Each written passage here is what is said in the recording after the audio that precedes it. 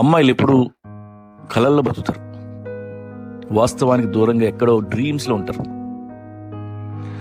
తల్లిదండ్రులు రాకుమారులే పెంచుతారు. నిజంగానే తను క్లియోపాత్ర అనుకుంటుంది. ఆ తర్వాత ఏదో తగులుతాడు, నువ్వు నా దేవతవి అంటాడు. అది ఇంకా నిజం అనుకుంటుంది. బట్ బేసికల్గా వాళ్ళకి మంచి లాజికల్ బ్రెయిన్ ఉంది. సెక్యూరిటీ చూసుకుంటారు, రిస్కులు చేయరు, ఎక్కువ ప్రేమిస్తారు, ఎక్కువ ఫీల్ అవుతారు, అండ్ ఫేస్ రీడింగ్ బాగా వచ్చు. ఇలా అన్ని మంచి లక్షణాలే ఉన్నాయి. కానీ ఈ పొగడ్తలకు పడిపోతారు. అనుక్షణం పొగడ్తల కోసం వెయిట్ చేస్తుంటారు. పాపం అబ్బాయిలు పక్కింటి అమ్మాయితో అడ్జస్ట్ అవుతారు, కానీ వీళ్ళకి పక్కింటి అబ్బాయిలు సరిపోరు.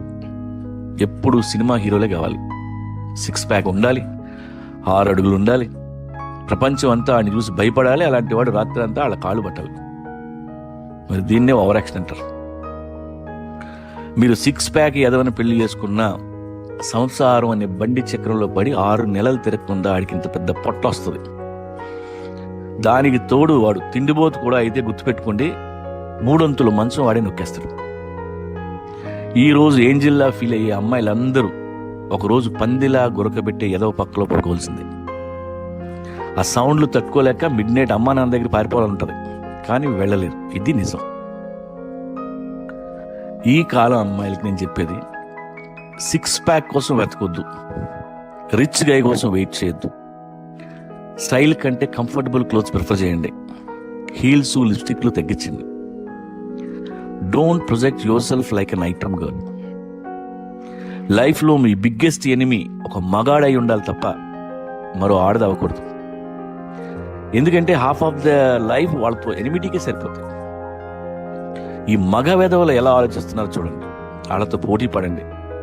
బాగా చదువుకొని ఉద్యోగమో వ్యాపారమో మొదలెట్టండి.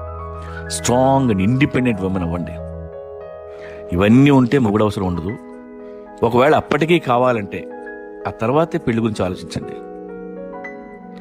అన్నీ మీరు చెప్పినట్టు వినే మొగుడు మనకొద్దు. అసలు మన మాట వినని ఎదవా మనకొద్దు.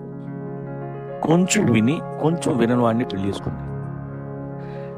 ఎందుకంటే మంత్లీ పీరియడ్స్ టైంలో వచ్చే మూడ్ స్వింగ్స్ వల్ల మీరు రాంగ్ డెసిషన్ తీసుకున్నప్పుడు కొంచెం గైడ్ చేసేవాడు ఉండాలి.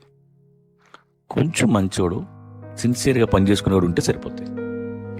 ఈ మాట గుర్తుపెట్టుకోండి. నువ్వు రాకుమారివి కాదు, మనకి మహిష్మతి సామ్రాజ్యం వద్దు, బాహుబలి అసలు వద్దు.